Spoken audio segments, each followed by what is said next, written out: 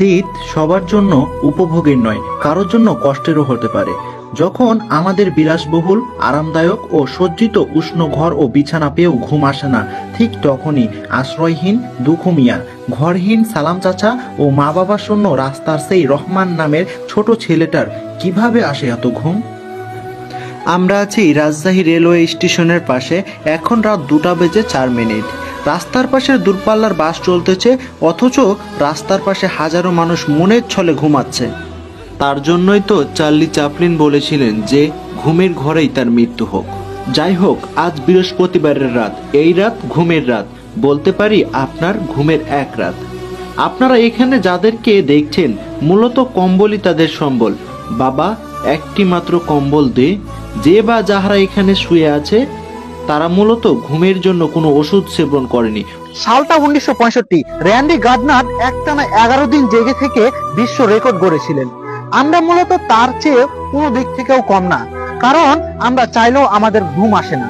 বাস্তবতা বড় কঠিন এবং অদ্ভুত।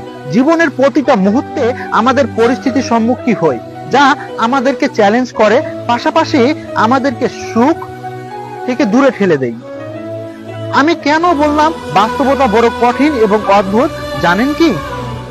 মানুষ মূলত সময়, পরিস্থিতি, টাকা, মায়া ও ভালোবাসার কাছে হেরে যায়। তাই এক আদর্শ বাবার এক মহাবাণী, পুত্রকে শিক্ষা দেওয়ার জন্য বাবাকে পিএইচডি, এমএসসি, বিএসসি বা বড় কোনো ডিগ্রি অর্জন করা লাগে না। কারণ তার বাস্তব এক্সাম্পল আমি নিজেই।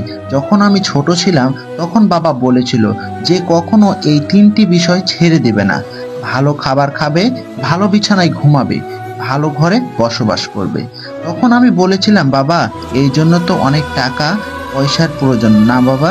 তখন ছোট ছিলাম তো রিয়ালাইজ করতে পারিনি, কিন্তু বাবার সেই মহৎ বাণী এই পরিবেশ ও পরিস্থিতি বোঝাতে সক্ষম হয়েছে। বাবা বলেছিল, বাবা শোনো, ভালোবাসার জন্মভূমি তোমার পেট। তোমার যখন প্রচন্ড ক্ষুধা পাবে তখন তুমি খাবে, তাহলে যা খাবে তাই হবে তোমার সবচেয়ে ভালো খাবার। আর যখন কোনো কাজ করে ক্লান্ত হয়ে যাবে তখন ঘুমাবে। বাবা, তুমি যেখানে ঘুমাবে সেটাই হবে তোমার সবচেয়ে আরামদায়ক বিছানা। যখন মানুষের সাথে মিশবে, সদাচরণ করবে এবং তাদেরকে ভালোবাসবে, মন থেকেই দেখবে তাদেরকে জয় করে সেখানে বাস করবে।